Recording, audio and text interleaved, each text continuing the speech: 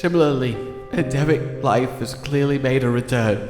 And with this, I must sadly report that everyone's favourite baby Pukei was actually an unrelated bird. Hello then, my fellow hunters waiting for wilds, also known as the HWFW gang. Okay, I'm cancelling that. That was absolutely terrible. I'm hereby disbanding the HWW gang, whatever I just said. In any case, the point is, there is lots of days to be waited, and way too much excitement to be contained during them. But I thought it would be prudent to at least take a beat and examine the side of things that might not be as rosy, that might not be as perfect, that might not be as masterpiece-esque in the making. Now, I do want to preface this by saying what I'm going to get into here is, God, this incredibly gorgeous cake that we've been served, full of delicious stabbing and skin wearing. I should never be hired to advertise for a bakery. You have this gorgeous cake and you're there like, well, you know, it's pretty much perfect, but it would be even cooler with a few extra cherries on top. Well, we're gonna talk them hunting cherries for wilds. So firstly, I want to begin about stuff that we know is a thing and what it might mean and then we'll go on to things that I hope do or don't happen. So first and foremost, let's talk the no baby Pukei. Yes, that is sad. It's not make or break. It's silly more than anything, but it does, of course, by it being deconfirmed as a baby Pukei, then take it into the realm of, okay, baby monsters aren't going to be a thing. That would have been, you know, quite the leap, but, past that then, well, this one is, I think, a big one. The health bar in Wilds. It's not actually something that a lot of people touched on, but those that did had some interesting things to say about it. Your literal hunter health bar. And the way they described it was very Resident Evil-esque, like it's got the heart rate monitor, boop, boop, boop, boop, you know, that classic line, like this, that it is in Resident Evil, where you're either fine, caution, or danger, depending, and you have to just use the colours and the intensity of the squiggle to decide how much you can actually handle. And that was applied to the health bar in Wilds, and it would react to you getting hit and shake about. And the thing that is unclear, and I have really tried my best here to go into everything to figure this out, is whether we still have a normal, accurate health bar that precisely takes damage and tells you exactly what health you're on.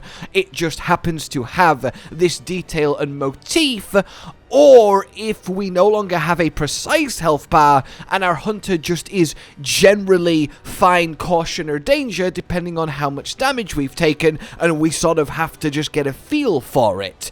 This, I feel like, might end up being a concern, but it's something that I don't want to take a hard stance onto without literally knowing the truth of it.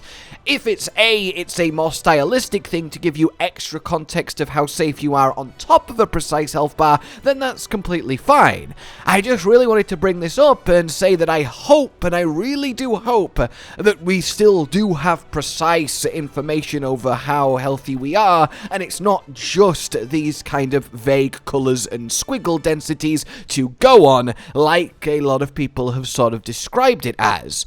My one caveat here is that I think if there wasn't precise health, it would have come up everywhere and everyone that saw it would have been talking about it, so I would err on the side of it's probably like we expect it to be with extra flair at the moment.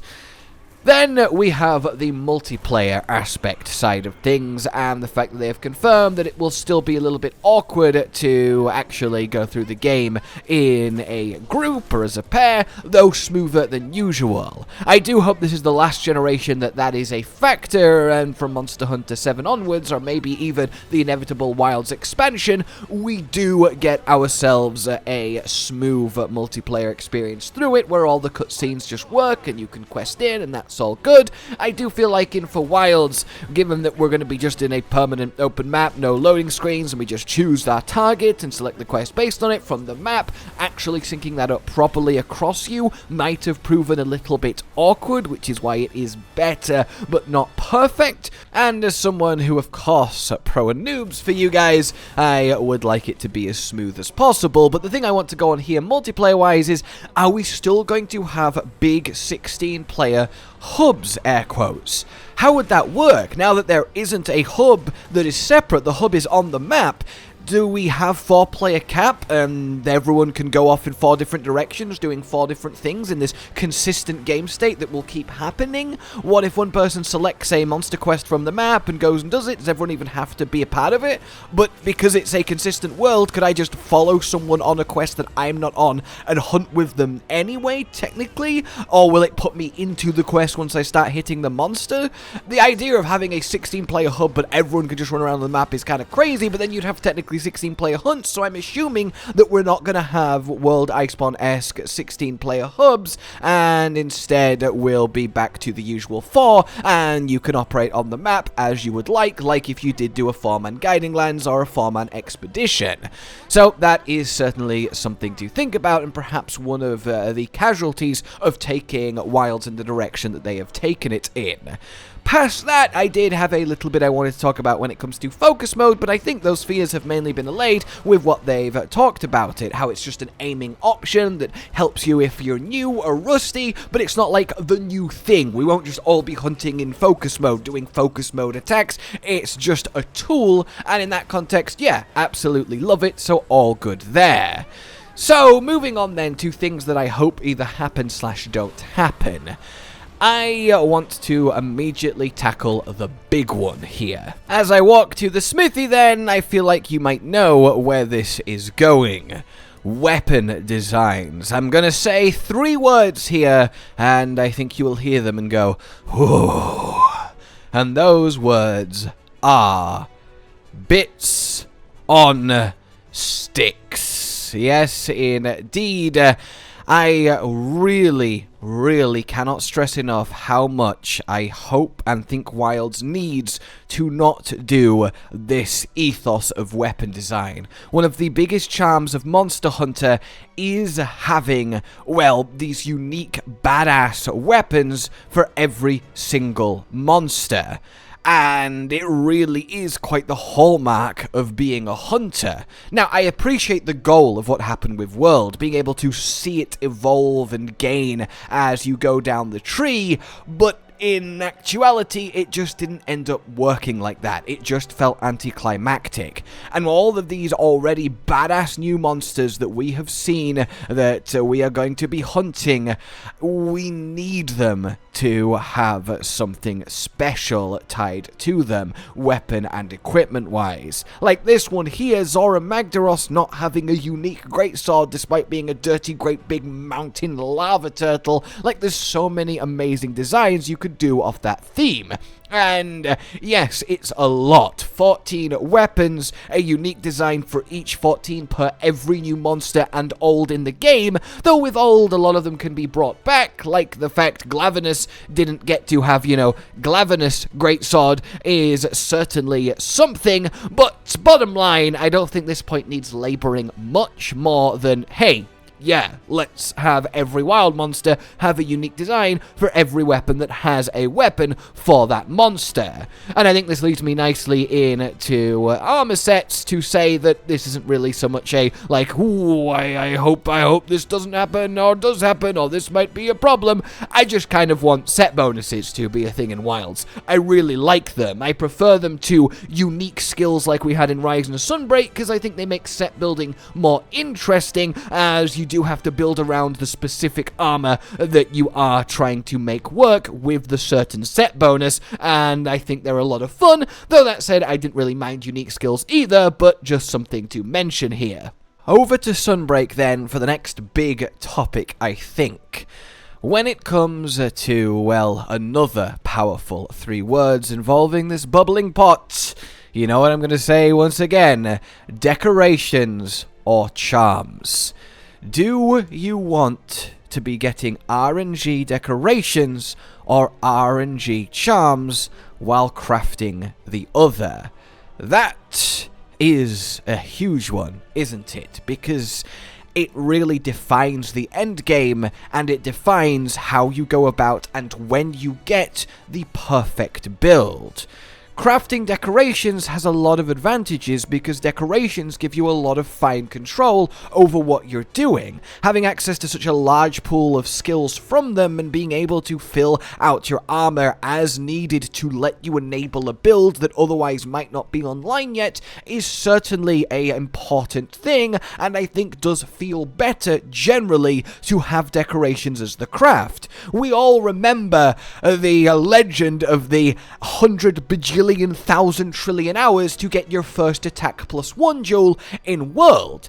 The issue being, though, not having one extra attack from your decoration in World wasn't make or break for your build. All of the decorations that I say were enabling were fairly easy to get a hold of. Yes, having perfect, especially when they became 4-slot decorations with multiple skills, did let you go a little bit crazy, but I don't think I ever felt super constricted by my decoration collection. But then again, I played it, let's just say, a lot. But I think in essence, decorations are more core to your build experience and offer more variety and fun grinding for at the smithy than talismans, who are inherently just one equipment slot, but a particularly potent one that can have a lot of ranks of multiple skills on, but again is just one equipment slot, and a good one can really take you over the edge. But I think you are more likely to have your build crippled by not having the right decorations as you are by not having the right talisman. Which is to say, for me, if it has to be one or the other, I would go with craftable decorations and RNG talismans in Wilds. But hey, it doesn't have to be one of them, and I would love to know what you would like either, but it could be a third new system. I know what you're saying, perhaps a couple of you are like, why just not make both craftable? And yes, initially that would feel great, but ultimately you need a treadmill in the endgame of a Monster Hunter. You need something that you can work on and grind for and roll to push and min-max further and further, and decos and or talismans are the way to do that. We could have a new layer of power, a new system, a new thing to roll the dice on, and that would be fine too, but I do think it is required, a perhaps necessary evil you could say, though I do find it very satisfying to hunt them down. All I can say is I felt less frustrated in Rise Sunbreak with talismans than I did with decorations in World and Iceborne. Inherently, though, we could even go as far as relic weapons making a return. There is lots of themes from the old games already propping up in Wilds, and that's something I want to talk about separately, but I wouldn't be super against that either. So, that all said then, I think that's the main big points that I wanted to hit, though I do want to touch on siege monsters. Obviously, we didn't really get any in Rise and Sunbreak. We got some stellar ones in World and Iceborne, and I do hope that Wilds brings us more and adds to the roster. It feels like the place for it, especially with how the world is set up, and I want those big spectacle events. I think they are really memorable, and even if they're not the most farmable over and over encounters, I certainly think they are worth it for that initial impression, because it lasts. It really, really does.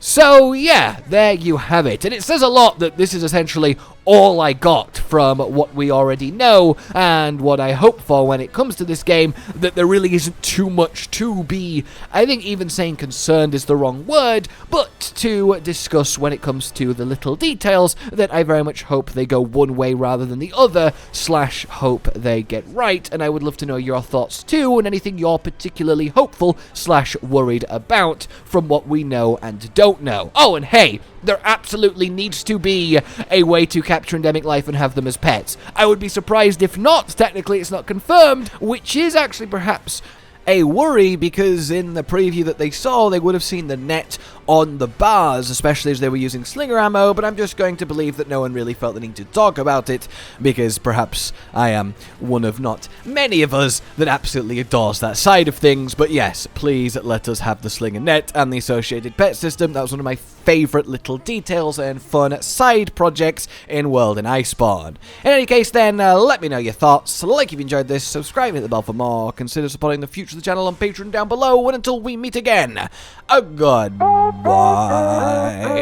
Josh, Cotton, and Hollow with the videos, dropping the humor like a hammer on your tippy toes, bringing entertainment on a daily arrangement to take our insanity and turn it into entertainment. Yes, I said entertainment twice, to reiterate that it is nice to look into your faces on a mostly daily basis when you let us in your homes to make the whole world a stage. Goodbye.